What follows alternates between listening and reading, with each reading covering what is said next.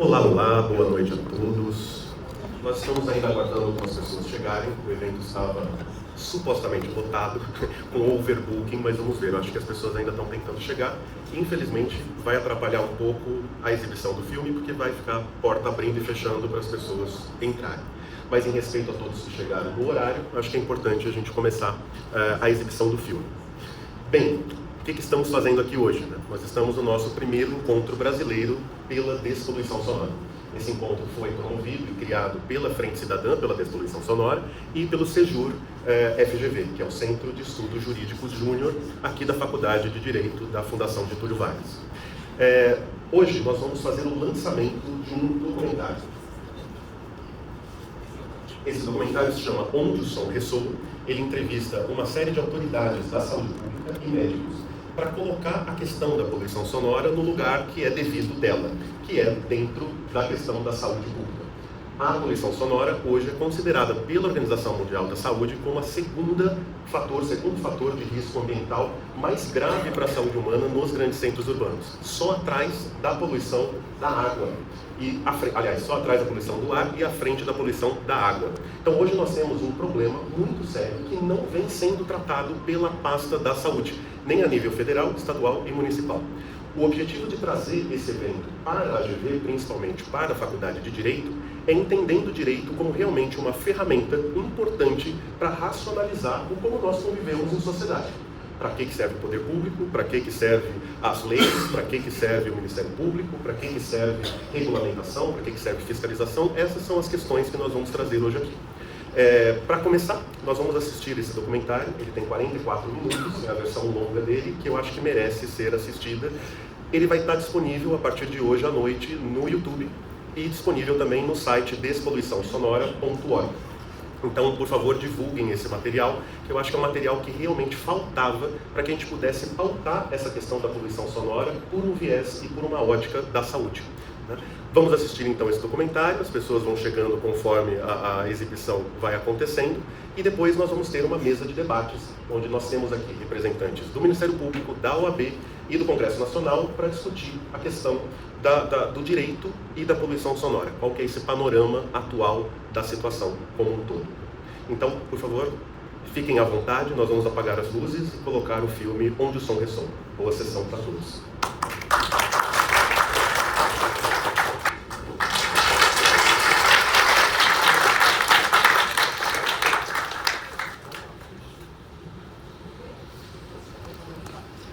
Bem, espero que vocês tenham gostado do documentário.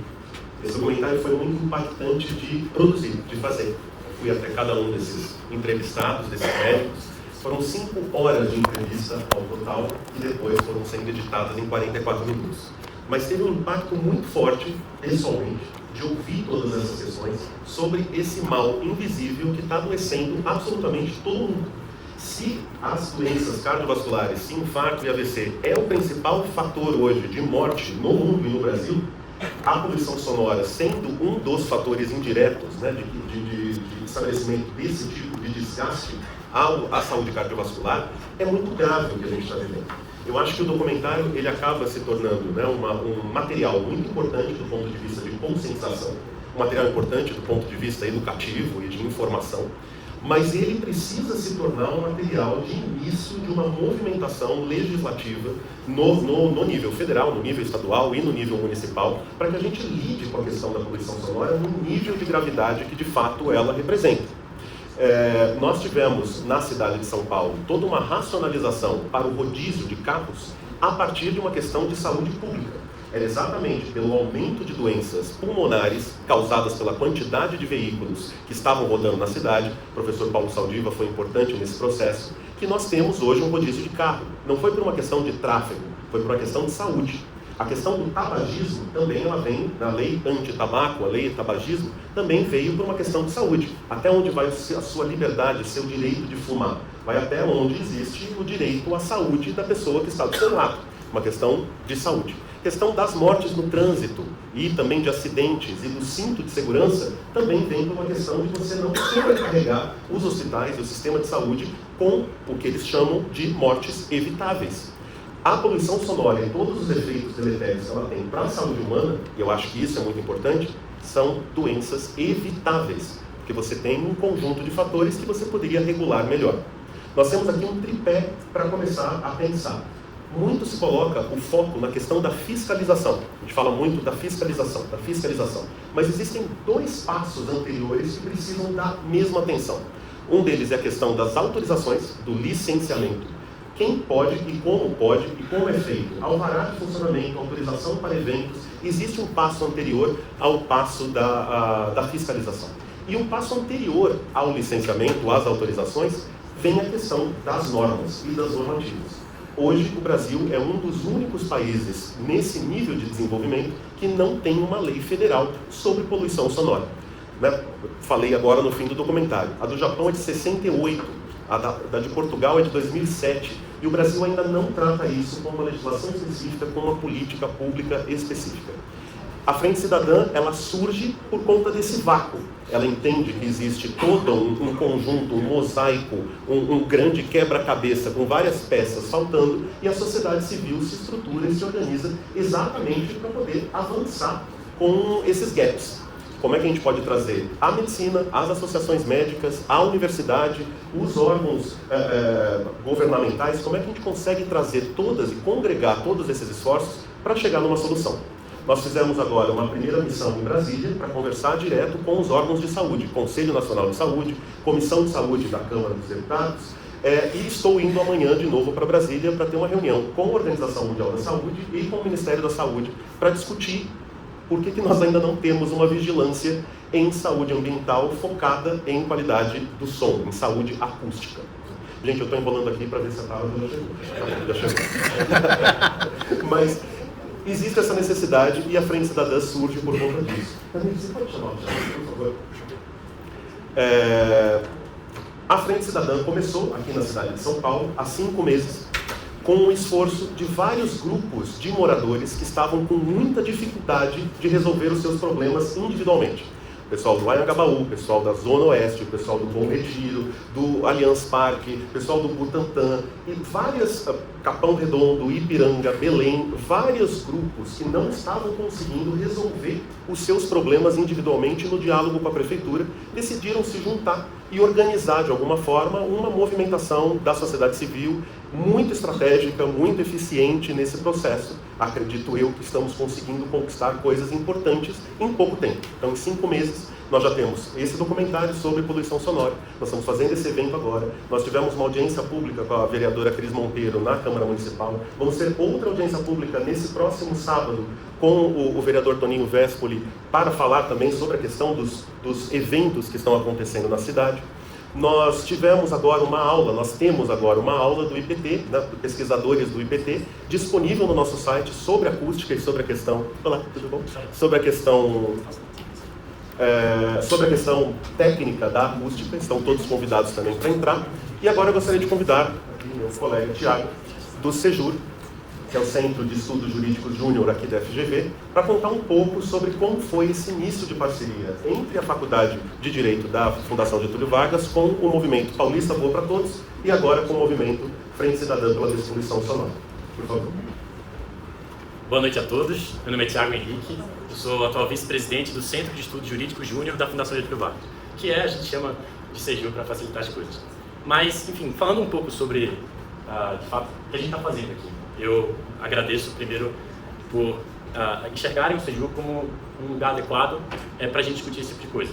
E é exatamente isso que a gente pensou lá em 2012, quando a gente surgiu. É exatamente isso que vai de encontro com aquilo que é a nossa missão. Então a gente tem a nossa missão, claro, de impactar os nossos membros, a gente enquanto alunos de direito, mas a gente tem como missão maior o impacto do nosso ecossistema. Então, eu não sei se foi em abril, se foi em maio, quando o Marcelo veio aqui na GV dizendo, olha, me apresentou, de fato, essa problemática que foi apresentada no documentário onde sou pessoa, e pedindo apenas apoio institucional, enfim, mobilizar os agentes ali, principalmente da região da Bela Vista, da região da Paulista, e pediu apoio institucional ao Sejur. E, sim. Foi mais perto da boca. Obrigado. E de cara, eu, enfim, já me interessei pessoalmente pelo assunto. É exatamente isso que a gente, quando Sejur, se propõe a fazer. E eu disse, olha, a gente vai ajudar não só com uma constitucional, mas de fato entrando de cabeça em tudo nesse projeto.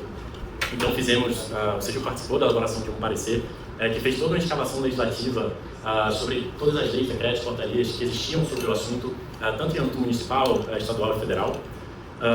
Fizemos também uma pesquisa sobre como que esse problema foi resolvido em outras cidades do país, principalmente o caso do Rio de Janeiro, que também é uma cidade cultural.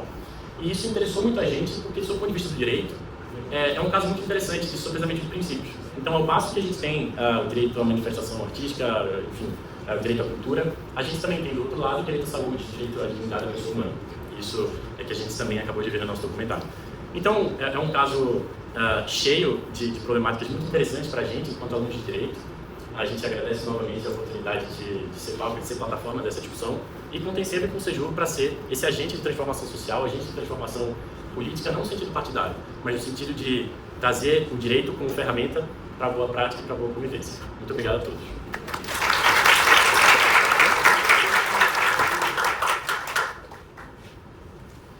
Bem, agora eu gostaria de convidar para esse debate algumas apresentações. Nós vamos ter quatro convidados aqui agora para conversar exatamente sobre o que o Thiago falou, o direito e a legislação, entendendo como isso pode funcionar como ferramenta para uma transformação de uma realidade, de uma emergência de saúde pública que nós estamos vivendo no país. Então, eu gostaria de convidar aqui, por favor, a deputada federal Tabata Amaral.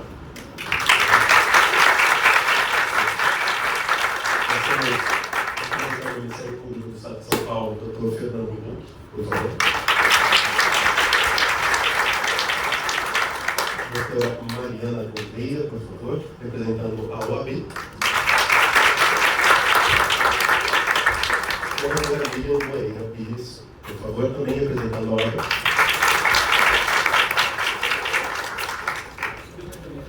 Thiago, venha comigo, por favor. Vou distribuir os microfones. Eu vou passar primeiro a palavra para a doutora Lilian. A ideia é nós termos um panorama de como a questão da poluição sonora é tratada hoje dentro da configuração jurídica brasileira. Então, vamos primeiro passar para a doutora Lilian, depois Mariana, Fernando Buch e a deputada também.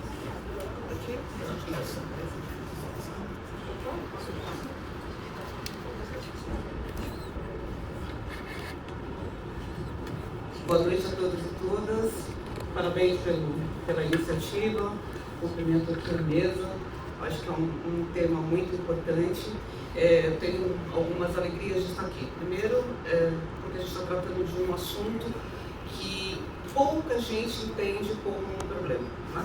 É uma questão de saúde pública. Nós temos uma situação de perda auditiva e as pessoas não conhecem e não sabem. Então, o conceito do efeito didático dessa discussão é muito importante. Conscientizar o quanto a gente precisa cuidar da saúde auditiva. Todos esses problemas que já foram aqui ditos e trazidos, nós temos um fator muito sério que é a perda auditiva em jovens, em função do uso indevido, inclusive de não se entender o quanto é complicado essa saúde auditiva, e é muito caro a gente manter um tratamento, um aparelho, enfim. Segundo, porque a gente está tratando de um assunto que é cidade, que é um lugar de congraçamento, que é um lugar onde a gente se encontra, que é um lugar de alegria. Gosto de show, gosto de carnaval, gosto de encontros, gosto da vida agitada, gosto de poder estar com pessoas.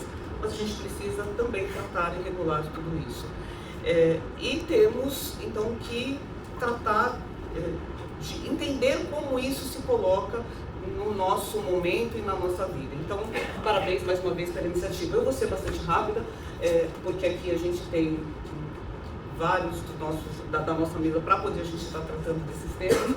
Na Comissão de Direito Urbanístico, eu antecedi a Mariana, e nós tivemos uma preocupação muito grande, que era com relação à poluição sonora, e nós fizemos uma cartilha para começar, entendendo que as pessoas não sabiam do que se tratava. Nem quem estava produzindo o som, nem quem precisava se defender desse alto som e do problema que ela causa. Então, Aqui, rapidamente, depois tem um QR Code para vocês conhecerem. Eu acho que dá para entender o mosaico que a gente tem de legislação, que é uma grande preocupação que a frente traz, de tentar melhorar, unificar e trazer uma legislação que seja protetiva. Na cidade de São Paulo, a gente tem a prefeitura que vai fazer uma fiscalização que está relativa aos espaços comerciais. A legislação boa, não é uma legislação ruim. Só que a gente tem um problema muito sério de conseguir concretizar essa legislação e efetivar essa fiscalização. Então, nós temos alguns caminhos, um tripé de caminhos aqui para poder chegar a esse consenso. Educar, conscientizar, tratar sobre a legislação, definir a política pública, e a gente vai precisar conversar, sim, sobre formas inteligentes de fiscalizar. Como que você liga para o 156, porque tem um estabelecimento comercial que é ruidoso, e ele faz ruído à noite. O fiscal não, quando o fiscal vai é durante o dia. E ele tem que ir com o equipamento para poder medir. A gente não chega a lugar nenhum. Né? Então, isso é um fato e é uma circunstância. Então, a gente também tem uma legislação, tem o Código de Trânsito, tem uma legislação municipal, e aí outros municípios vão ter, que vão tratar dos ruídos dos veículos. Também temos uma dificuldade e falhas, ausências do tratamento legislativo para isso. E aí a gente tem também a circunstância e a situação, que são aqueles ruídos que as pessoas fazem, que o vizinho faz, ele resolve fazer uma festa, está dentro da casa dele, é propriedade particular, como é que a gente vai tratar isso? Chama a polícia, isso está lá na lei de contravenção penal. Enfim, a gente tem algumas dificuldades, e a cartilha, ela teve a finalidade de trazer esse panorama, esses caminhos legislativos, né, que se tem para poder conscientizar as pessoas. E tem aqui o QR Code, fica mais fácil. Eu convido vocês a depois conhecerem a cartilha. Ela foi feita de um modo didático, ela foi feita inclusive com uma associação de Pinheiros que colaborou, nos ajudou bastante. E a ideia dessa cartilha é que ela seja uma linguagem simples para que a população entenda. E aqui eu vou finalizar com um compromisso que nós precisamos ter enquanto sociedade de educar a nossa população. Assim como a gente precisa estar educado com a nossa separação do lixo, como a gente precisa estar educado com a forma que a gente se comporta na vida cotidiana, como a gente precisa ser educado com as nossas alterações climáticas e com a resiliência que a gente precisa buscar. Então, o tripé da educação e da conscientização. E, pasmem, muitas pessoas não entendem o que isso significa. Elas não entendem o que significa ter uma perda auditiva. Eu, pessoalmente, tenho uma sensibilidade muito grande porque eu tenho, geneticamente, um problema de audição, toda a minha família, de uma parte da minha família. Isso é muito sério. Isso incapacita, isso dificulta, isso problematiza a vida do cotidiano de crianças, jovens, adultos. Então, e é muito caro comprar um aparelho auditivo. É outra complicação que se tem. Do outro lado, eu acho que o poder público precisa seriamente tratar essa política pública. A gente precisa conversar sobre a unificação dessas legislações, mas eu insisto com vocês, precisamos buscar de forma inteligente e criativa formas para essa fiscalização acontecer. Nós podemos ter uma legislação maravilhosa. Se a gente não buscar uma forma inteligente, legal, adequada, equilibrada de fiscalizar, a gente não vai conseguir construir isso que se busca, né? Que é uma sociedade equilibrada. Então, obrigada, parabéns mais uma vez.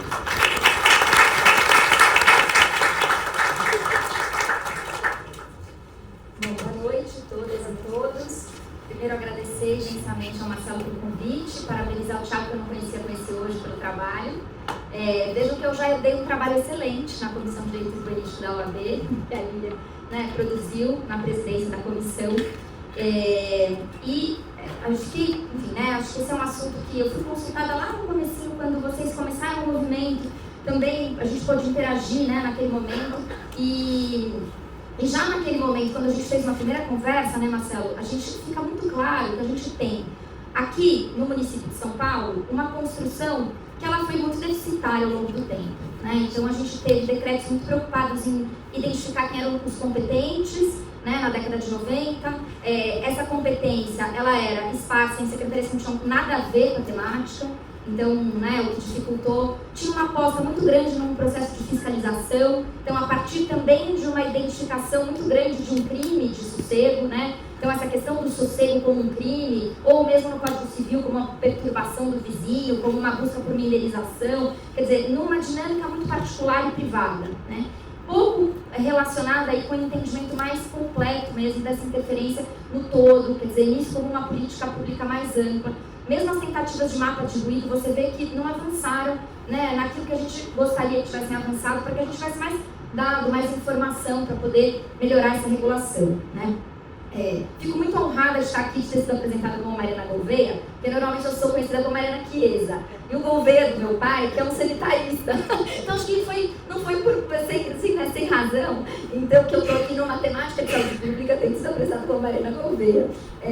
E a gente vê, né, que essa temática que vem ganhando força aí dentro da saúde pública, de fato, vai mostrando o quanto essa política setorial, ela depende também de uma regulação nacional, estadual, quer dizer, que entre dentro também de uma matriz da política pública de saúde, onde os entes são todos competentes e tem uma dinâmica de regulação, né? Então, entender o que a regulação nacional precisa ter para organizar o sistema para todas as localidades. Onde o Estado entra nessa capacidade de estruturar licenciamentos, por exemplo, né? Que é onde ainda a gente vê a regulação mais falha, porque a gente tem, dentro da fiscalização, algo mais robusto do ponto de vista regulatório, mas não do ponto de vista estruturado, para que você consiga cobrar essa fiscalização, e ao mesmo tempo, do ponto de vista do licenciamento, os nossos principais instrumentos de licenciamento, como estudo de impacto de vizinhança, por exemplo, ele não existe na prática. Existe para pouca coisa, existe um monte de exceção para essa coisa, né? E a gente vai vendo que, do ponto de vista, portanto, mais geral dessa temática, o que a gente observa do ponto de vista jurídico? Uma legislação esparsa, onde os setores ganham alguns presentes regulatórios, né? Então, assim, ganhou uma exceção aqui para não cumprir os decibéis, né? Ou você tem uma regra lá de obra, né? Obra civil. E aí, obra pública está fora de obra civil. E aí, tudo bem passar, então, os decibéis, se for o poder público. Qual que é a legitimidade que a gente dá para um processo como esse, se o próprio poder público não tem limite, pode fazer o que ele quiser, a hora que ele quiser, de madrugada, na tua janela, enfim. Então, a gente tem mesmo um pacto que precisa ser revisto, né, do ponto de vista social, em relação a essa temática. Porque senão fica parecendo que a gente tem uma regra, que não é tão importante assim, a ponto de poder ser flexibilizada por qualquer ator que consiga emplacar uma alteração legislativa, e ao mesmo tempo o órgão público, né, que teria condições aí de promover, né, um processo diferente, também se eximindo dessa responsabilidade. E para além de tudo isso, a gente também tem uma estrutura de fiscalização focada na sanção, que é algo que a gente que está no direito administrativo vem estudando há décadas. A gente precisa sair da matriz da sanção para uma matriz mais dialogada. A gente precisa ter espaços de mediação no poder público. A gente precisa que esses espaços que estão previstos na legislação sejam efetivados, né, para que a gente chegue em melhores acordos. Porque se a gente ficar só nessa dinâmica, né, de fiscalizar, sancionar, penalizar, talvez a gente não consiga efetivamente avançar nessa temática e criar melhores acordos para determinadas comunidades, para determinadas regiões aí da cidade. E só mais uma última questão, que eu acho que assim, a gente ainda está distante, mas por que não falar, né? Teria um passo ainda mais sofisticado, que seria a gente entender a importância de articular a poluição sonora com a poluição do ar e com outras estratégias urbanísticas, né? Quando a gente vê, por exemplo, os resultados das superquadras de Barcelona, em relação, eu fui atrás para ver especificamente sobre a questão sonora, né? Eles fizeram, né, a partir das superquadras de Barcelona, quem não conhece, foi um movimento para você criar regiões de Barcelona onde você diminui a quantidade de veículos, aumenta a quantidade de arborização para diminuir as ilhas de calor e com isso ganha uma redução na poluição sonora. Todos esses fatores congregados ainda têm um potencial de atingir outro patamar de qualidade de vida na cidade. E aí eles têm dados assim impressionantes. São 600 mortes a menos por ano, 200 dias a mais de expectativa de vida por ano e 1,7 bilhões de euros a mais no orçamento. Então, acho que quando a gente passar a olhar também essas questões de maneira integrada, um pouco mais sofisticada, entendendo isso como uma política setorial integrada com outras políticas setoriais do território, aí a gente tem ainda a capacidade de ter ganhos e efetivar esses ganhos além daquilo que a gente imagina.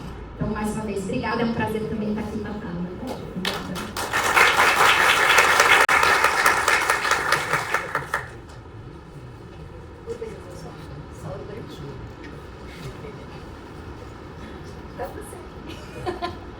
Boa noite a todos. Eu gostaria de agradecer o convite do Marcelo, parabéns pela iniciativa. É um prazer estar com a presença da excelência, dos demais colegas da mesa também, e de todos aqui presentes. Eu queria fazer um histórico da atuação. Primeiro, eu sou promotor de justiça do meio ambiente aqui na capital, nós somos 6 promotores do meio ambiente para 14 milhões de pessoas, então eu acho que nosso trabalho é um pouco árduo. E eu queria só fazer um parênteses. Há mais ou menos uns 3 anos atrás, antes de eu ingressar na promotoria, mais de 3 anos, eu acredito que uns 4 anos atrás, se a Rose me corrigir, nós tivemos no Ministério Público a primeira audiência pública a respeito de poluição sonora, né? E nós tivemos lá, quem me antecedeu, inclusive um colega que faleceu, que é o Jorge, que foi promotor de justiça do meio ambiente, ele deu um passo inicial. E então eu queria fazer esse histórico de que o Ministério Público, na verdade, ele está bastante preocupado com essa temática há bastante tempo.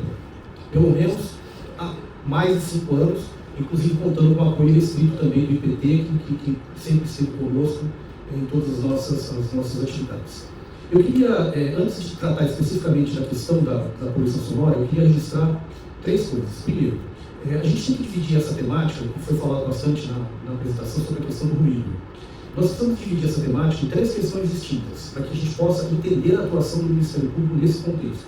A primeira questão diz respeito a meras incomodidades individuais. Ou seja, quando você tem um vizinho que está te incomodando por força de um barulho excessivo que ele está provocando. Na verdade, ali eu tenho uma mera questão de direito de vizinhança que tem que ser resolvido individualmente. O Ministério Público ele não vai tutelar essas questões individuais. O que nós vamos tutelar são as questões relacionadas a interesses difusos, coletivos ou individuais homogêneos, que estão já bastante arraigados e já definidos até no Código de Defesa do Consumidor. Ou seja, nós só vamos intervir quando há um interesse essencialmente coletivo, entendendo esse conceito, conforme já disse um grande jurista processualista, como aqueles que são de interesses difusos ou coletivos. Os interesses individuais homogêneos, eles não são essencialmente coletivos, eles são acidentalmente coletivos, porque em tese não, porque em regra eles são individuais, só se tornam coletivos por um acidente, porque há um interesse comum envolvendo essa questão. Então nós só vamos tratar de interesses difusos e coletivos. E quando a gente trata de questão ambiental, ele é essencialmente e eminentemente difuso. Ponto. A terceira questão é que refoge a nossa atuação, pelo menos por hora, a questão relativa, eu estava comentando até com o Marcelo antes, dos chamados pancadões, que na verdade são questões extremamente complexas, que não dizem respeito apenas e tão somente a questões ambientais, mas também dizem respeito a questões de segurança pública e também questões envolvendo as próprias comunidades locais no que diz respeito a manifestações culturais. Nós temos que entender que muitas vezes, e aí nós temos uma dificuldade essencial, por quê? Porque muitas vezes esses movimentos de pancadões, eles iniciam com um movimento individual, um sujeito que coloca um carro numa esquina, e daqui a pouco eu tenho 1.000 pessoas, 5.000 pessoas ali, todas envolvidas. E como que eu vou identificar quem é o disseminador daquela questão? Então é um problema que está à parte, inclusive a gente já tinha conversado com o IPT também, a gente tentar fazer uma audiência pública só relacionada a essa questão de pancadões. Então, na verdade, o que eu quero destacar é o seguinte: a atuação do Ministério Público se dá na questão ambiental no que diz respeito à poluição sonora. Poluição sonora, não meras incomodidades. E aqui, quando eu trato de poluição sonora, existe um conceito na Lei 6938, que é a Lei da Política Nacional do Meio Ambiente, no artigo 3º, que ele define o que é poluição. Ele tem um conceito amplo que ele fala que a poluição, basicamente, é aquilo que traz problema à saúde. Por exemplo, que é o que nós estamos tratando aqui. Então, toda vez que eu tenho uma questão difusa, ambiental, que traz um problema de saúde pública, eu tenho uma poluição. Nós, como foi dito, nós não temos uma legislação federal que regulamente a questão da poluição sonora. Eu estava comentando também com o Marcelo antes, a gente fez um briefing com o Marcelo antes. Nós temos no Brasil um grande problema, que é o seguinte: nós não temos, por exemplo, a definição de quantos decibéis podem causar danos à saúde pública. Isso é estudo científico, sim, mas legislação nós não temos. Nós temos basicamente uma norma da ABNT, que é a Associação Nacional que é a Associação Brasileira de Normas Técnicas, que é uma entidade privada, que ela não tem força vinculativa, ela não tem força jurídica. Mas aí entra uma questão que uma resolução CONAMA, de 1990, remete ao controle da poluição a essa norma ABNT. Só que o problema é que essa norma ABNT ela é regrada pelo interesse privado, pelo interesse particular e pelo interesse econômico. Então, o que uma das professoras, eu acho que é física, não sei, eu não me recordo o nome dela, estava dizendo, que a questão do ruído ele precisa ser constantemente entendido para que haja uma diminuição das emissões. No Brasil acontece o contrário, o interesse econômico ele aumenta as emissões. Nós temos aqui na cidade de São Paulo 2 exemplos típicos da Prefeitura de São Paulo, onde em 2023 eu estive na Câmara Municipal, estava lá a Rose também, e com o vereador Eliseu, o vereador está aí presente, o vereador muito obrigado, o vereador estava lá, e eu dizia naquela oportunidade que aquele jabuti que o prefeito tinha colocado nas dark kitchens, ele não era apenas formalmente inconstitucional, ele era materialmente inconstitucional, na medida em que você, ao ter uma resolução CONAMA que abarca a norma ABNT, havia entendimento à época que a resolução CONAMA tinha força de lei. E se ela tinha força de lei, a gente já tem um regulamento federal. Acontece que o STJ recentemente mudou o entendimento dizendo que as resoluções CONAMA não possuem mais força de lei. Houve uma alteração de entendimento. Então a gente está à mercê, basicamente, do interesse econômico. E eu repito, aqui nós temos grandes players na promotoria de justiça a respeito de problemas que envolvem a questão econômica. E eu vou citar nomes aqui porque é conhecimento público. O primeiro deles, mais grave, Allianz Parque. É o mais grave dos nossos problemas ambientais. Não está comigo esse inquérito civil, está com outra colega, que é uma discussão interminável. Porque a todo ano há uma, e a gente está esperando hoje, dia 1º de dezembro, lá pelo dia 26 e 27, tem o jabuti aumentando aí os decibéis. Então a gente está aguardando esse jabuti para o finalzinho do ano, esse presente de ano novo, depois do recesso. Né? Então, Allianz Parque, depois a gente tem a Avenida Paulista, a gente tem o Vale do Anhangabaú, ou seja, nós tínhamos, e aqui eu quero chamar a atenção de uma questão, de um dos players que nós tínhamos, que era o ANB, e que foi resolvido, está o Moreirão aqui, ó, e que o Moreirão é nosso cliente, aqui a gente tem alguns clientes, aqui né Moreirão? A gente tem alguns clientes aqui na promotoria, e que com o auxílio lá do Moreirão, de todo o pessoal lá da Zona Norte, Casa Verde, Santana, etc., a gente basicamente conseguiu resolver, né, Moreirão? Conseguimos resolver o problema. Por quê? Porque houve interesse econômico por trás. Porque a arena do ANB é uma entidade francesa, se não me engano, que tem um compliance muito severo no que diz respeito à legislação de proteção ambiental, e que eles querem, na verdade, criar toda uma arena econômica, de palestras, etc., e que eles resolveram o problema. Então, quando há interesse econômico, a gente consegue resolver. Então, basicamente, terminando em 36 segundos, eu queria chamar a atenção, se você tivesse mais uns 2 minutinhos, eu queria chamar a atenção para essas questões, dizer que na Promotoria de Justiça nós temos aproximadamente 637 expedientes em andamento, dos quais 111 dizem respeito à poluição sonora.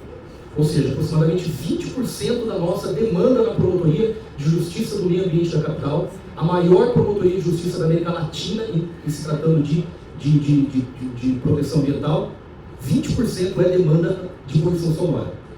Dessa demanda, dessa demanda de 20%, nós temos que um dos grandes problemas que dizem respeito a essa questão dos nossos expedientes não são, por incrível que pareça, esses grandes players, mas são basicamente os da periferia, onde se envolvem as questões relativas a bares, a botecos, a aglomeração de pessoas, onde ali, deputado, nós temos um problema social, porque as pessoas não têm parque, as pessoas não têm uma quadra, as pessoas não têm um local adequado, não tem um museu, não tem nada para fazer.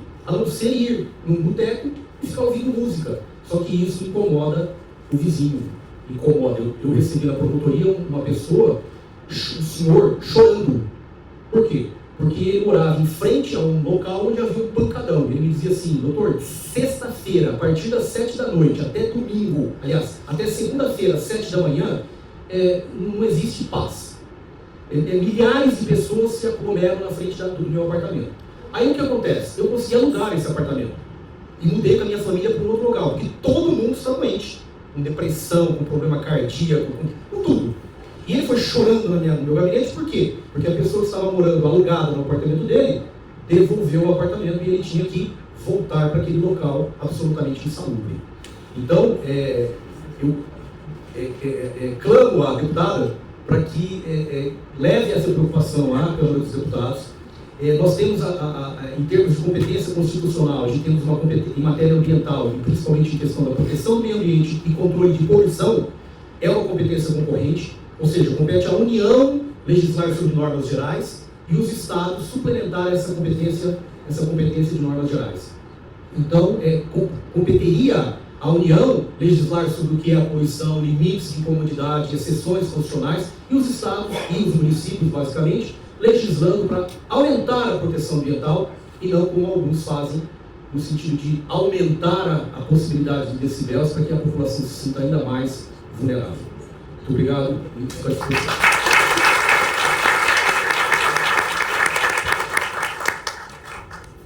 Boa noite.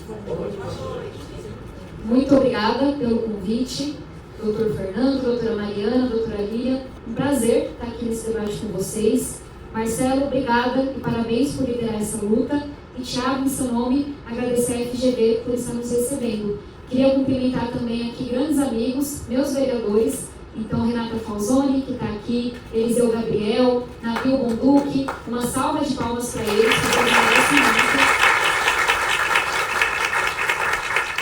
A gente sabe que nossos parlamentos, aqui em São Paulo, em Brasília, vem dando muita razão para a gente dar uma desanimada com a política. Eu acho que é muito importante que a gente saiba reconhecer também o trabalho dos bons parlamentares, dos bons vereadores que a gente tem, que sofrem muita pressão, muitas vezes enfrentando o próprio crime organizado. Isso é verdade para mim, isso é verdade para esses que estão aqui, até para que a gente possa incentivar outras pessoas corajosas, preparadas, que não abrem mão dos seus valores a ingressarem na política. Então fica o meu agradecimento a vocês três. Trazendo aqui, o bom de ser a quarta pessoa a falar é que muito já foi dito. Então vou tentar ser um pouco mais sucinta, mas eu acho que é sempre bom a gente ter alguns dados em mente.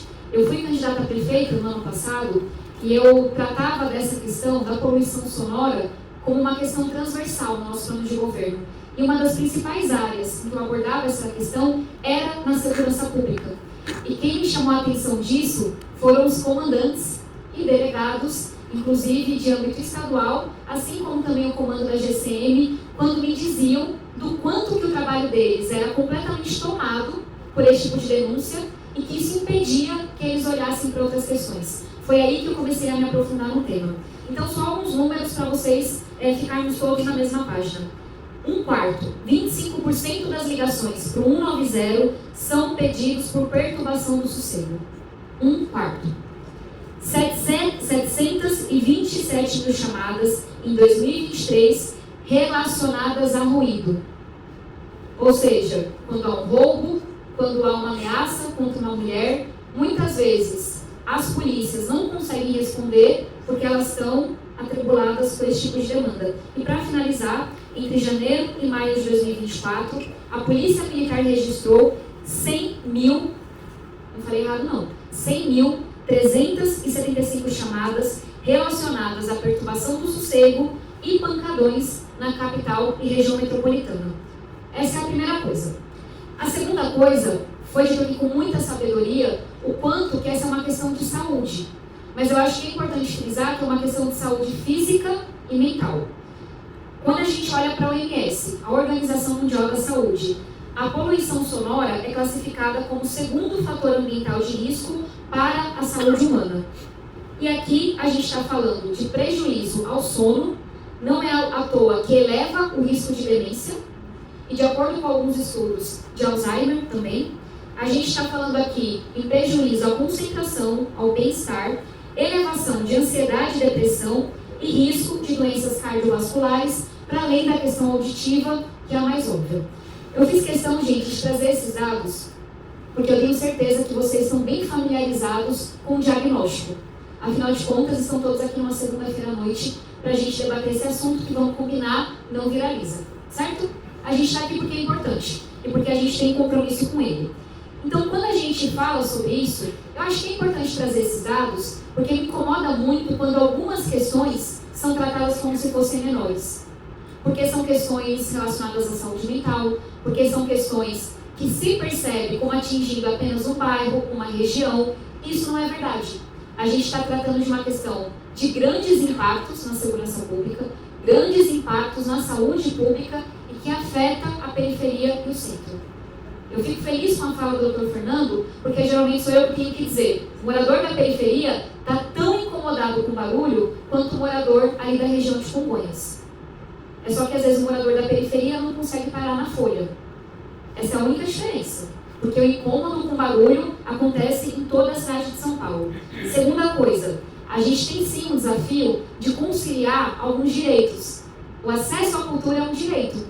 O acesso a espaços de lazer é um direito. Eu sempre digo, não é à toa que minha mãe enfiou a gente na igreja. E eu sou cria de igreja com orgulho. Porque não existe nenhum equipamento público na minha comunidade, nenhum espaço de lazer, nenhum espaço de convivência. Minha mãe, que morria de medo de que a gente fosse pra rua, enfiava a gente na igreja. E eu sou muito grata a ela por ter feito isso. Mas as igrejas não podem ser os únicos espaços seguros de lazer que nossas crianças, nossos jovens vão ter. Então, acho que esse é o segundo ponto.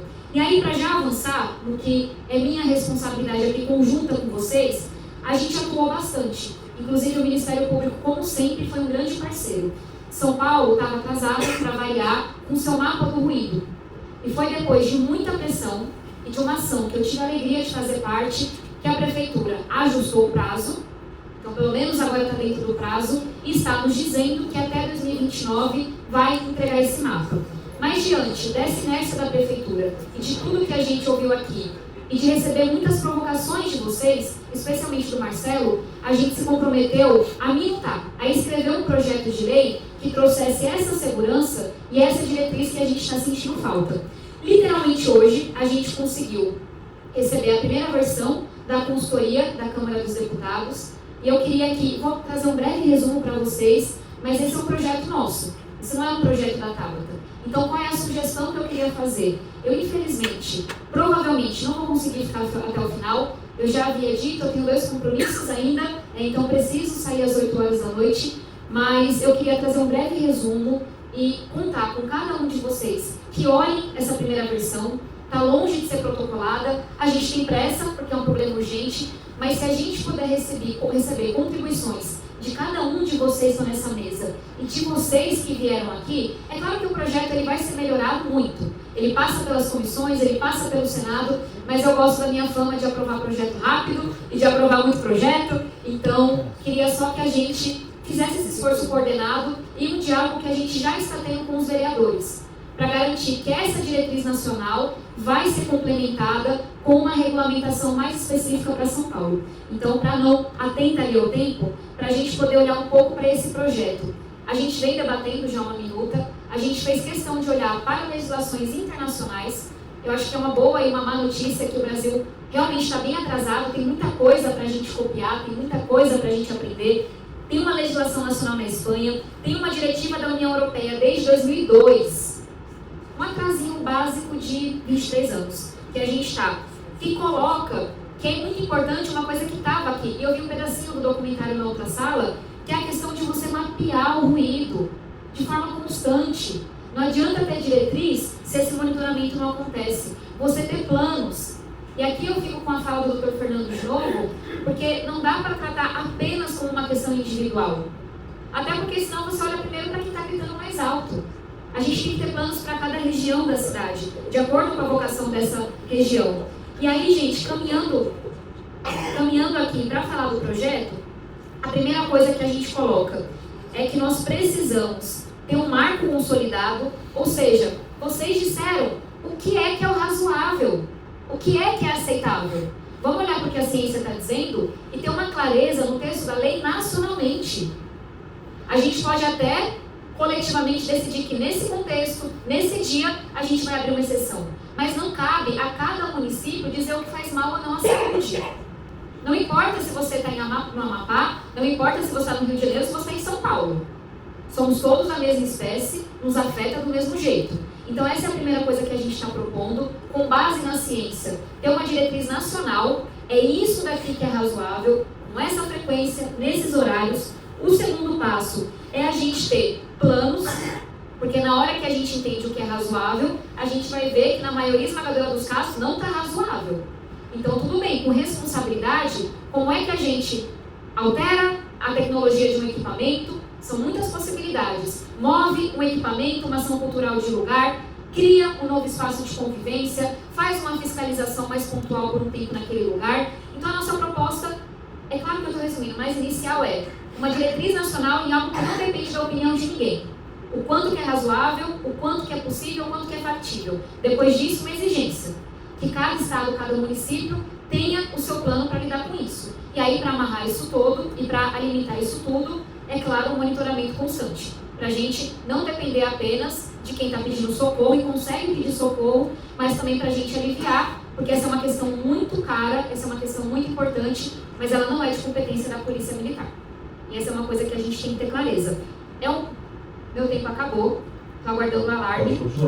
Tá certo. Eu achei que vinha aquele alarme um pouquinho escandaloso, mas... Poluição aqui no... eu ia falar, não, mas eu queria agradecer muito a vocês.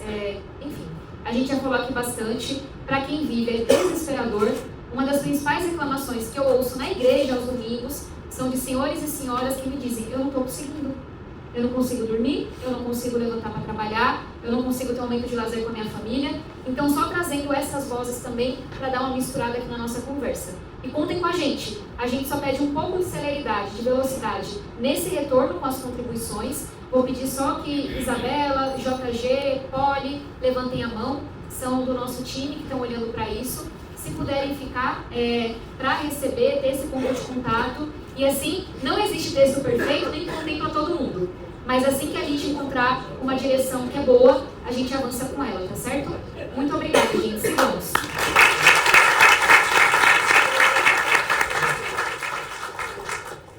Quero agradecer a todos aqui da nossa mesa de debate e explicar um pouco qual foi esse processo. Existiu uma necessidade na cidade de São Paulo da gente pensar numa lei municipal. Surgiu primeiro como uma lei municipal. Tivemos conversas com o Nabil Bonduque, com o Renato Falzoni, com Eliseu Gabriel, Marina Bragante, Cris Monteiro, Major Palumbo, Gabriel Abreu. Tiveram uma série de vereadores que a Frente Cidadã foi conversar na intenção de ter uma lei municipal. Nesse momento se percebeu que faltava uma lei federal.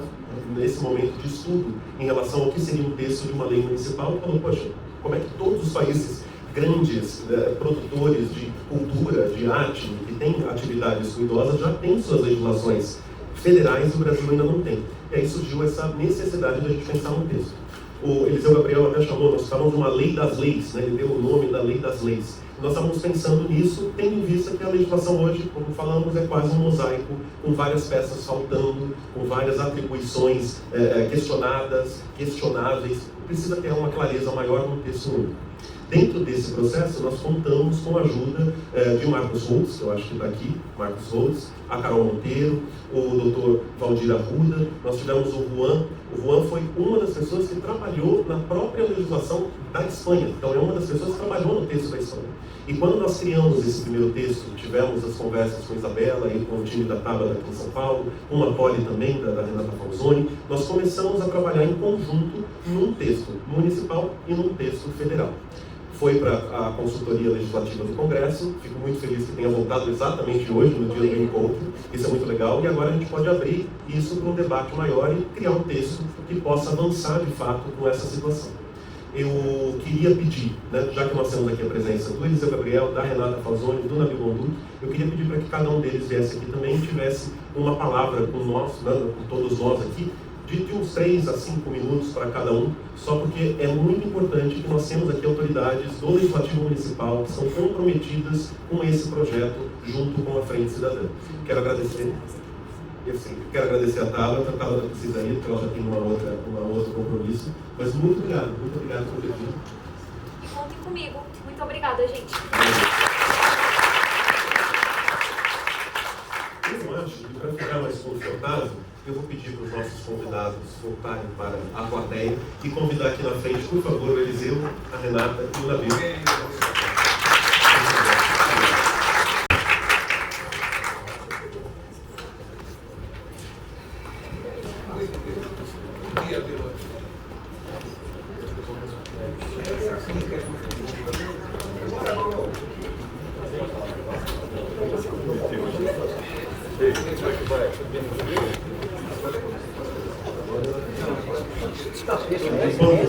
Enquanto todos se acomodam, informação interessante. A Frente Cidadã fez uma visita ao Copom, que é o Comando Operacional da Polícia Militar.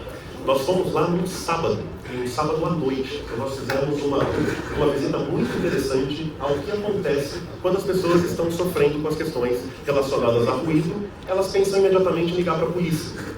A Tabata deu um dado aqui importante, né? 25% das reclamações no Copom, das ligações do Copom, são sobre perturbação de sossego, sobre reclamação de barulho, só que aos finais de semana, à noite, 70% das ligações para o Copom são reclamação de barulho. E isso sobrecarrega completamente o sistema da Polícia Militar. Nós vimos isso em loco, no computador, na tela dos policiais, fica aparecendo o que eles chamam de Charlie 1, que é o código para perturbação de sossego. E aí você tem roubo à mão armada, e perturbação de barulho, violência doméstica, barulho. E todos os policiais que estão lá precisam passar cada uma dessas reclamações pelo rádio para os policiais. E eles não vão conseguir atender todos. E uma das coisas que eles explicaram pra gente, que eu achei muito interessante, é uma pessoa liga, e aí coloca no grupo do WhatsApp, fala, pessoal, liga para a polícia. E todo mundo começa a ligar, e é uma ocorrência só, é um bar. Só que você tem 100 reclamações e cada ocorrência vai abrindo como um problema. E ninguém consegue resolver. Aí a pessoa não vem à polícia em uma hora, a pessoa liga de novo. E é uma nova chamada. E isso sobrecarrega o sistema da Polícia Militar a um tanto que depois eles precisam fazer um trabalho burocrático de explicar para a ouvidoria e para a corregedoria por que eles não atenderam cada uma das chamadas. Então existe um trabalho pós que também sobrecarrega. É por isso que nós vamos fazer agora uma conferência na Assembleia Legislativa, na Alesp, no dia 15, sobre perturbação do sossego, com a presença do Ministério Público, do Tribunal de Justiça, do Comando da Polícia Militar, Secretaria de Segurança Pública, para discutir a questão da perturbação do sossego e dessa pressão que existe nos serviços de segurança. Mas só foi uma curiosidade. Eu vou passar aqui a palavra para Renata, para o Nabil e para o Eliseu. Eu vou pedir, por favor, 5 minutos para cada um. Ao invés de 3, muito obrigado. 50 não, 5 minutos. Muito obrigado. Por favor. Posso começar? Bom, eu quero super agradecer o convite, super agradecer esse trabalho. É muito importante essa questão, como todos nós já estamos sabendo, esse esforço que vocês estão fazendo em pautar e liderar esse assunto, que é mega urgente. Também quero reconhecer a iniciativa da minha colega, a Tabata Amaral, ao acionar o Ministério Público pela demora na implementação do mapa de ruído urbano, porque já demorou, como ela bem falou, demorou. Né? É uma atuação fundamental porque poluição sonora não é exatamente só um incômodo subjetivo ao problema de saúde, meio ambiente, justiça urbana, e vai para muito além de nós, seres humanos. Né? Ela também afeta toda a fauna da cidade. É uma atuação, assim, os dados científicos deixam isso muito claro. Só para vocês terem uma ideia, a partir de 50 decibéis já são prejudiciais à saúde.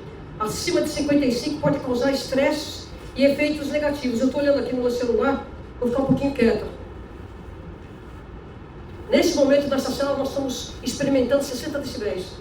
E a gente está tão massacrado pelo ruído, quer dizer, eu cheguei aqui e já me incomodei com o ar-condicionado, mas assim que desligar vai ser um tremendo alívio para a gente. O momento, aquela não chegou a ser tão alto como as palmas para Tabata, que bateu 100 decibéis. Eu estou aqui monitorando de brincadeira, porque é um exercício que eu faço. Certamente isso daqui é um app de aplicativo, pode ser contestado no Inmetro, tudo. Mas está aqui, se não for 50, 60, vai ser 58 decibéis. Então, a partir de 75, que é a média que nós estamos agora nesse momento, nós estamos com média 77, máxima 104, que foi no momento das palmas que estava. Média 77. A partir de 75, a exposição prolongada por 8 horas já pode provocar danos auditivos permanentes. Eu meu amigo Nabil e meu querido Eliseu Gabriel, a gente não nega. Toda hora nós estamos, porque a gente já sofreu esse problema que é grave, cara. Outro dia eu estava gravando um passarinho, quando fui ouvir, eu fiquei triste, por quê? Porque atrás do passarinho tinha uma série de ruídos de outros passarinhos que eu não estava mais ouvindo. Infelizmente eu tinha um tremendo... perdi essa questão, né? Então a experiência... Falar sobre esse ruído urbano é muito importante, e a gente também está falando sobre afetar os passarinhos. Cada vez que, na época que o Parque do Ibirapuera não tinha um controle maior sobre os shows, era um êxodo enorme de saruês que vinham para minha casa se abrigar não só da luz, como também do ruído. Então a gente não pode resolver com uma lei genérica, a gente tem que fazer um arcabouço técnico. A lei do mapa de ruído de 2016 a gente tem que botar em vigor. O decreto de 58.737 regulamenta a política, e a própria lei de parcelamento, uso e ocupação do solo, a lei de zoneamento, que define limites máximos de incomodidade por zonas de uso. O que falta é uma urgente implementação. Para contribuir com os esforços da frente, meu mandato tem atuado em 3 pilares. Primeiro, instrumentos técnicos e diagnósticos sérios. A gente defende plena execução do mapa de ruído, condições básicas para qualquer política. Nós apresentamos no início desse ano um projeto de lei focado em ruídos de obras nas vias públicas, porque esse é um dos grandes tormentos na cidade, especialmente nas madrugadas. Eu mesmo fiquei 3 semanas sem dormir durante a campanha do ano passado. Eu media na minha cama, com esse aplicativo, entre 70 e 90 decibéis por causa da máquina na frente da minha casa. Um horror. O projeto busca proibir obras nas vias públicas entre 9 da noite e 7 da manhã, salvo em casos emergenciais para serviços essenciais de abastecimento. Entre o nosso direito ao sono, o descanso e um congestionamento pontual em horário comercial, a escolha deveria ser óbvia, deveria ser o sossego da população, mas não é. Segundo, mudança tecnológica, daqui a pouco vai tocar o alarme e vai ser para mim aqui. Mudanças tecnológicas, apoiamos a eletrificação da frota, que reduz simultaneamente poluição atmosférica e poluição sonora. Agora, eu parto do princípio que mudar toda essa frota, andando na cidade, por pensamento, não é ecológico. A gente tem que diminuir muito a quantidade de automóveis individuais nas ruas. Inclusive, nós estamos batalhando para ampliar os recursos da LOA no PPA para o financiamento de novos ônibus elétricos. A gente tem aí um arcabouço muito grande de dificuldades. Em terceiro, a capacidade do poder público. Em conjunto com outros mandatos, a gente tem atuado na viabilização de nomeação de 124 novos fiscais de postura, já aprovados em concursos que não são chamados. A carreira dos fiscais é uma das mais defasadas da cidade. Sem fiscalização, qualquer limite de decibéis vira ficção, letra morta, sem falar que obra pública, naquele caso eu liguei para o PSI, o cara, quando perguntei obra pública, 3 da manhã, eu falei assim, pof, eu depois de horas tentando falar, né? Então, a gente conte comigo, com o nosso mandato, com a nossa frente parlamentar, para articular uma política de despoluição sonora que seja séria e execuível. Uma política baseada em evidências, em dados confiáveis, em tecnologia adequada e em presença do Estado no território. Despoluir o ambiente sonoro é possível, mas exige responsabilidade, coordenação federativa, ciência e compromisso com a qualidade de vida das pessoas. Era isso que eu tinha que dizer. Muito obrigada e obrigada por me tocar nessa live.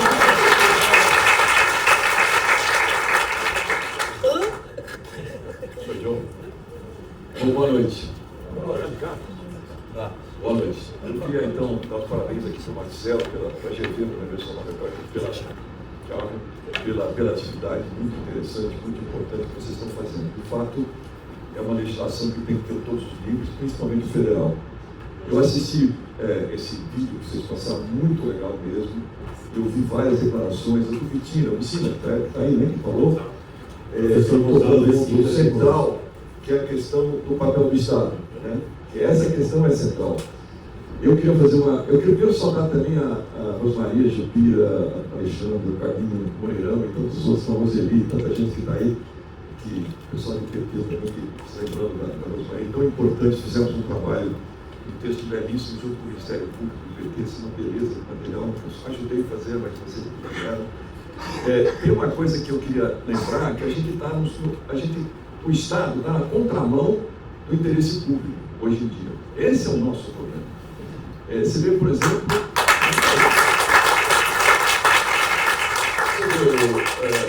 os alvarás são autodeclaratórios. Eu tenho um exemplo que vocês, que ficou meio, você já deve ter ouvido falar, num lugar chamado Quintal dos Amigos, é uma coisa assim. Eles tinham, eu fui lá, fui atrás, eles tinham 5 alvarás de venda de alimentos, padaria, cabeleireiro, vários alvarás, tudo tirado no mesmo dia, autodeclaratório.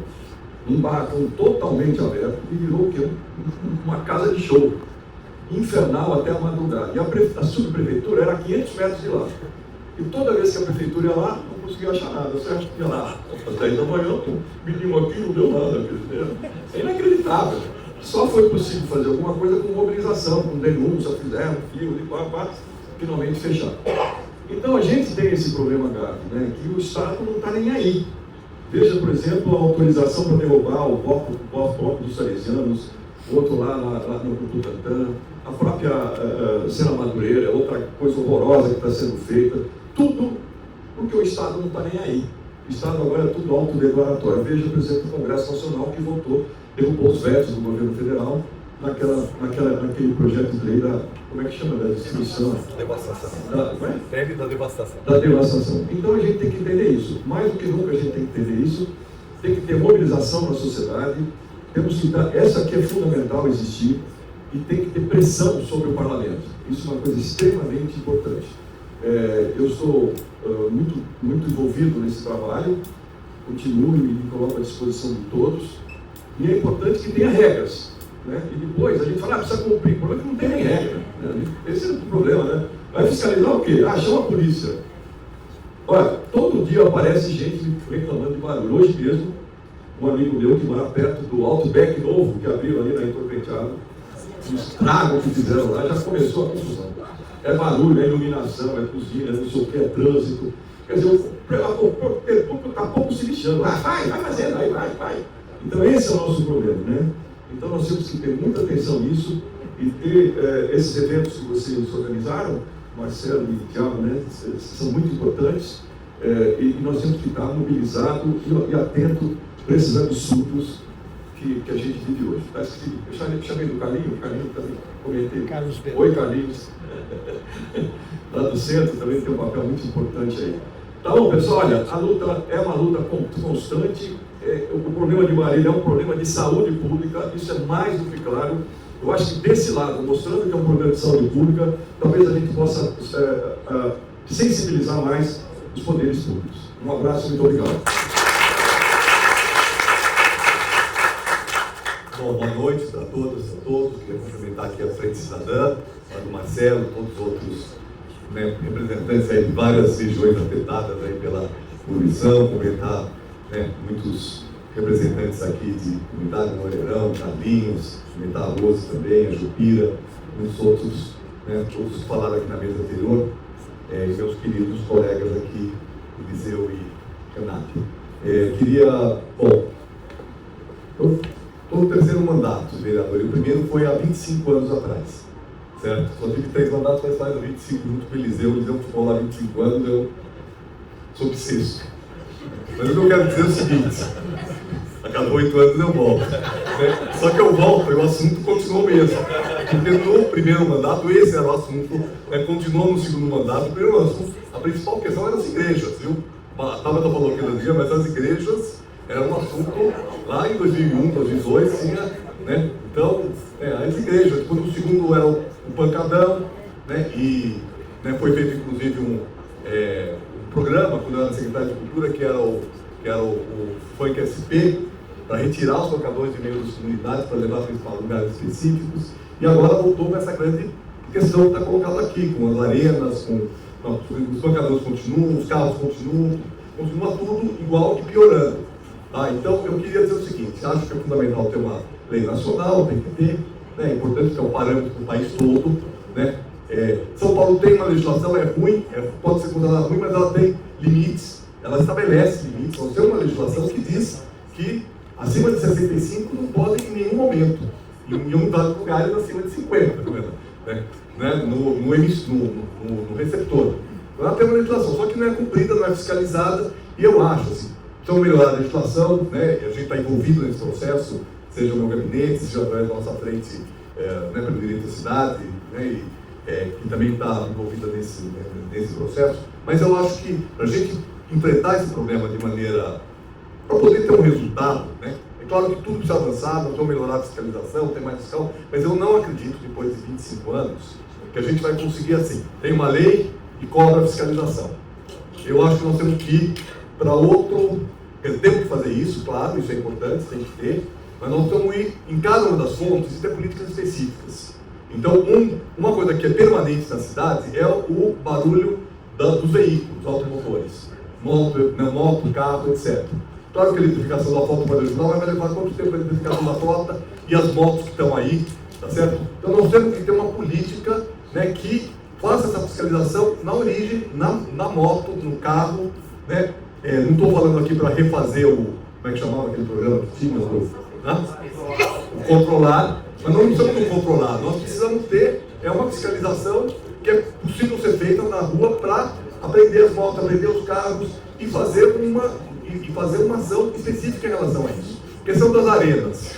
Né? As arenas, quer dizer, a arena que eu estou falando é em geral, né? Allianz Parque, Anhangabaú, Ibirapuera, né? Todas essas fontes que nós temos que ter uma ação específica em cada um deles, que, né, o Ministério Público está cuidando, mas que não avance. E é claro que, quando eu digo que a legislação precisa ser, claro que a legislação, o Jabuti que foi colocado lá em 2023, aquilo ali é um absurdo, não é permitir que isso se reproduza. Mas nós precisamos ter o poder público envolvido nesse assunto e ter uma política específica, né, para essa. O bancadão já é um outro assunto que tem que ter políticas alternativas que lidam com essa questão. Né, porque são tantos, quer dizer, é tão evidente que não tem 100 mil, né, o dado foi trazido aqui, 100 mil reclamações, né, num período curto de alguns meses. Né, a gente percebe que isso é difundido pela cidade. Certo? E se a gente não, quer dizer, vai ser impossível controlar um a um todas essas fontes de ruído e todas essas questões que aparecem. Por isso a gente precisa ter políticas públicas em cada uma dessas áreas para poder ter um resultado efetivo, né, que a gente possa levar adiante. A questão de obra é óbvio, mas nós temos que olhar cada uma delas e ter políticas próprias, e eu acho que isso é importante. Claro que isso combina com uma lei mais geral, com uma fiscalização mais geral, mas e nós temos muito conflito econômico. Nós temos um prefeito que, né, outro dia foi lá na Câmara e ficou falando: Nabinho, por que você é contra shows? Eu falei: eu não sou contra show, eu fui secretário de Cultura, né? Mas o prefeito acha que pode fazer qualquer coisa. E agora está na Câmara, só para finalizar aqui, que meu tempo acabou, está tramitando na Câmara um projeto de lei, tudo que já é autodeclaratório, agora vai ser autodeclaratório a aprovação de qualquer projeto. A proposta que está tramitando na Câmara, que não precisa mais, o técnico não precisa mais, com construção de até 1.500 metros, não vai precisar mais de a Prefeitura analisar o projeto. O pessoal entra com a documentação, depois de 30 dias sai o alvará. Então nós estamos indo para uma cidade do laissez-faire, né? Ou seja, cada um faz o que quer, e se a gente não barrar esse processo, nós vamos ver problemas como esse se aprofundarem na cidade. Então é isso, obrigado, e tem muito que debater para a gente.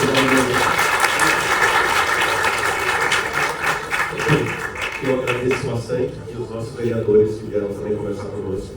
Mas eu queria aproveitar que nós estamos ainda com um tempinho, com o auditório, com plateia e com as 3 cadeiras aqui.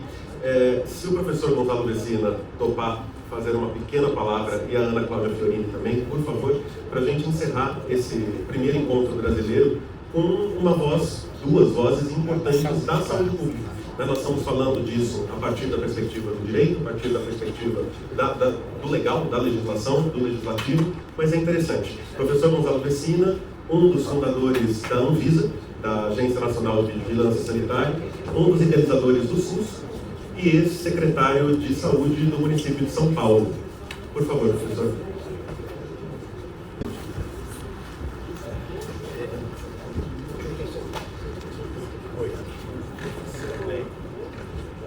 Bem, boa noite a todos e todas. É um imenso prazer estar aqui nessa luta que parece que não tem muita solução, né? Eu gosto muito de usar os instrumentos que a sociedade moderna tem. Eu sou um grande admirador do Ministério Público. Eu sempre fui servidor público, eu costumava dizer que meu maior aliado e meu mais duro castigador é o Ministério Público. Eu sou freguês do Ministério Público dos 2 lados da vida pública. Mas, de qualquer forma, eu acho que essa questão da poluição sonora, o nome dessa doença como já foi mencionado aqui pelo vereador, é falta de Estado. Não tenha dúvida disso. O nome da doença é impunidade. Esse é o nome da doença. Nós temos lei para tudo nesse país. Só que a gente não cumpre a legislação, então não tem jeito desse negócio dar certo. Eu acho que, vejam, o PL da devastação foi culminário porque nós fomos para a rua. Se nós não tivéssemos ido para a rua, o PL da devastação tinha acontecido. O PL da devastação, o PL da bandidagem. Agora, um dos exemplos que eu acho mais importantes na minha vida como homem público é o exemplo da AIDS. A AIDS é uma doença que surgiu e a gente não sabia o que era. E começou a morrer gente. E a gente não sabia o que era. E de repente apareceram dois remedinhos, o AZT e o DDT. E aí a gente começou a discutir quantas pessoas vão receber o tratamento.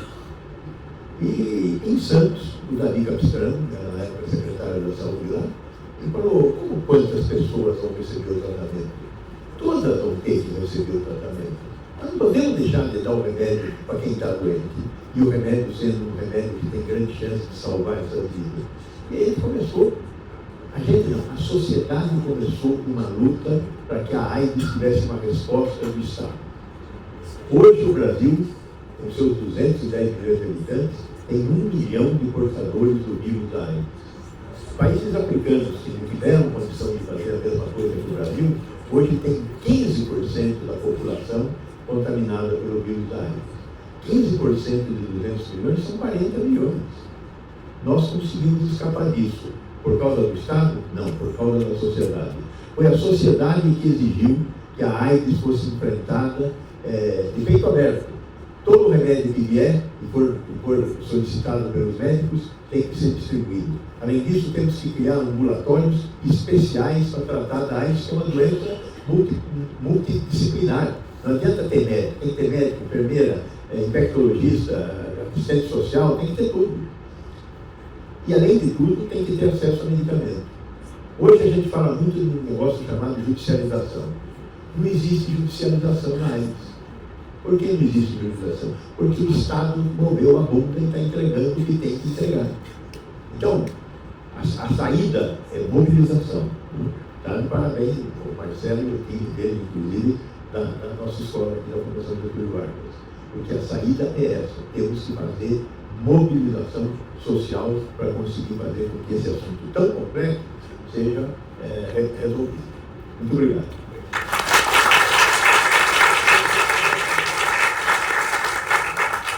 Eu queria agradecer a oportunidade de estar aqui. Para mim é um grande privilégio ver o que tem acontecido aí por conta da ação do Marcelo nos últimos meses. É tão rápido que a gente fala que quem é ativista de muitos anos nunca acreditou que a gente pudesse ficar com um contexto como esse.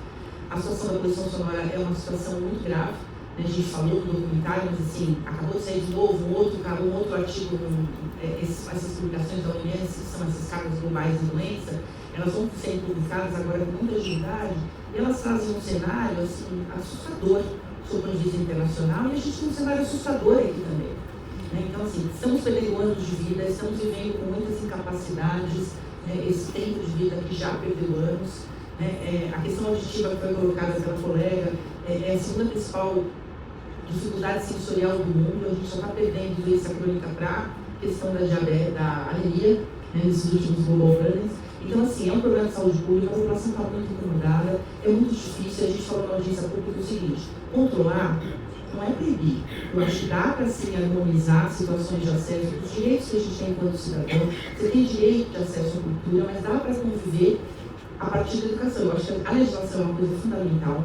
A gente precisa dessa força, a gente precisa desse movimento popular. A gente costuma dizer que a saúde, ela educa, mas quem cura é a educação. A educação é que cura. E o movimento vem daí. Eu acho que a gente se mobilizando enquanto população, aí sim é possível. É a primeira vez que eu vejo na questão da população sonora uma mobilização tão intensa. Agora, a população sofre muito, as doenças estão aí, a evidência científica, as pessoas estão com muitas sequelas desses sofrimentos e algumas têm um desfecho que é tudo que a gente não quer na vida, né, professor? Que é o óbito. Então, acho que a questão é uma questão gravíssima e precisa de uma solução. Vai ser difícil a gente conseguir, acho que o comentário dele foi muito pertinente, não adianta só você determinar o nível, talvez a gente tenha que ter análises um pouco mais sutis e entrar em outras camadas que diferenciam, como o próprio promotor colocou, questões que são individuais e questões que são coletivas. Mas, de uma maneira geral, eu preciso muito incômodo em diferentes categorias profissionais da população. E é uma coisa que vem crescendo com muita frequência e com muita velocidade. Eu vou lembrar aqui, pessoal, não sei se é alguém do PT, que ajudou no trabalho, a gente há 20 anos atrás, em 2005, nós fizemos um trabalho no Ibirapuera, junto com, na época, com o CEA, que era o Centro de Educação Ambiental. A gente fez um estudo sobre os níveis sonoros da região do Ibirapuera, que é a nossa maior área verde, mas é uma das nossas maiores, das áreas mais poluídas por conta da proximidade do aeroporto de Congonhas e por conta também de questões de tráfego de helicópteros. A gente tem muitos, assim, se eu não me engano, é a maior frota de helicóptero particular privado do mundo. Não é a maior frota do mundo, mas é a maior frota de helicóptero privado do mundo. Nós fizemos avaliações do IPT e do INMETRO, nós fizemos alguns questionários de incômodo. Há 20 anos atrás, a gente perguntou para os moradores do entorno do Ibirapuera quais eram as principais preocupações que eles tinham com relação à cidade de São Paulo. Há 20 anos atrás, a segunda principal preocupação já era o barulho. Em primeiro lugar ficou a violência. Eu acredito que se a gente fizesse enquete de novo, vai dar a mesma coisa. Em primeiro lugar era a violência, em segundo lugar era o ruído, a poluição sonora. Então acho que são questões que são importantes, como o próprio Eliseu falou, e o meu também falou, você vai e volta e o problema continua igual. Então acho que agora a gente tem pela frente um desafio maior, que é fazer com que isso aconteça de uma maneira segura e que de fato proteja a saúde da população. É isso, obrigado. Pessoal, apesar de se ouvir bastante o Marcelo, a Frente Cidadã hoje, ela conta com 20 movimentos de moradores, entidades científicas como a Sociedade Brasileira de Cardiologia, a Associação Brasileira de Medicina do Sono, a Academia Brasileira de Audiologia, nós temos aqui o apoio do Sejur da FGV, nós temos o apoio da Proacústica, que está aqui representado pelo Marcos Holtz, que é a Associação Brasileira para a Qualidade Acústica, nós temos o apoio da SOBRAC, que é a Sociedade Brasileira de Acústica. Então a Frente Cidadã, ela é um conjunto de pessoas. Queria até pedir para as lideranças da Frente Cidadã, por favor, se levantem, que eu acho que é importante nós entendermos que existe um movimento grande.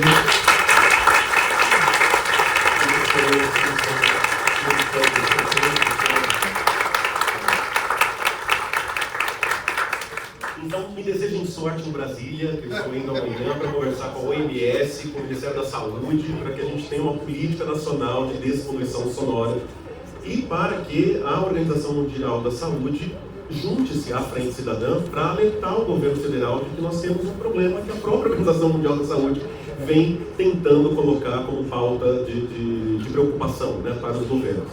Então acho que essa missão vai ser importante. Acho que essa missão vai ser também muito importante, né, para que a gente possa avançar mais com a pauta. Eu queria agradecer a todos os presentes, todo mundo que veio, o Fulvio está aqui conosco também. Nós temos representantes da Secretaria Municipal da Saúde, que está aqui a paisana, mas está aqui. Isso foi importante também, agradeço. E o Nabil quer falar algo, depois eu vou passar para o Tiago fazer um encerramento como nosso anfitrião aqui no Sejur. Agradecer toda a equipe também da Fundação Getúlio Vargas por ceder o espaço, por cuidar da gente. Pois não, Nabil? Inclusive tem a ver com o Sejur. Na Câmara tramita, como esse assunto é muito grave, todo mundo apresenta projeto de lei, certo? Nós temos na Câmara 116 projetos de lei.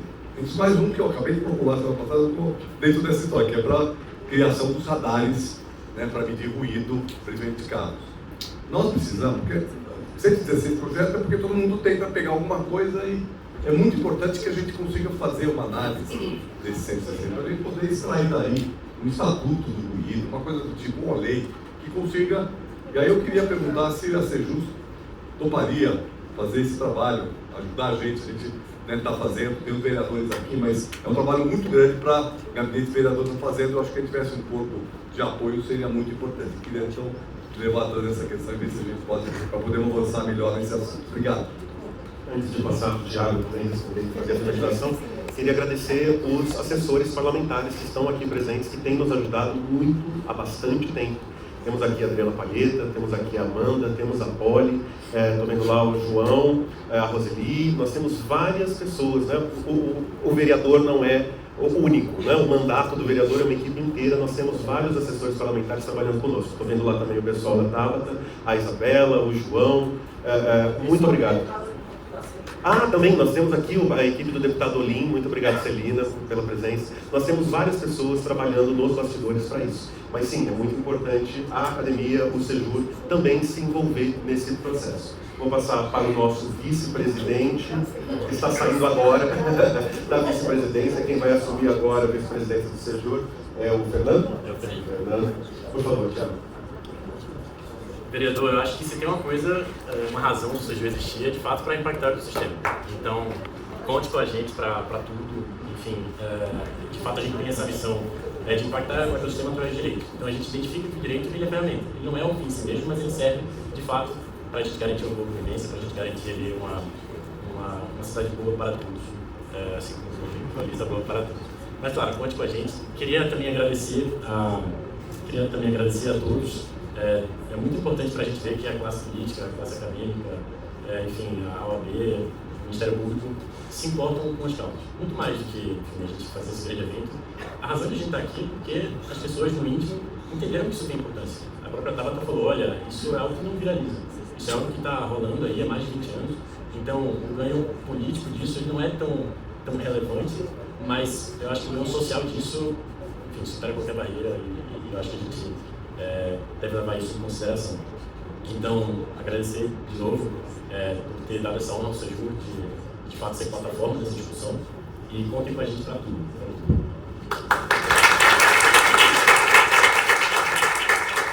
E 3 avisos. Este sábado, às 10 da manhã, na Câmara Municipal de São Paulo, nós vamos ter uma grande audiência pública, dia 6, agora sábado, sobre a questão do barulho da cidade, principalmente por conta dos eventos musicais em espaços abertos ou semi-abertos. Isso no dia 6, agora de dezembro. E no dia 15 de dezembro, na LESC, nós vamos ter uma conferência, a primeira conferência estadual sobre perturbação do sossego, com o delegado Lima. Vai ser interessante também, com várias autoridades da segurança pública, para discutir a perspectiva da perturbação do sossego. Muito obrigado a todos, boa noite.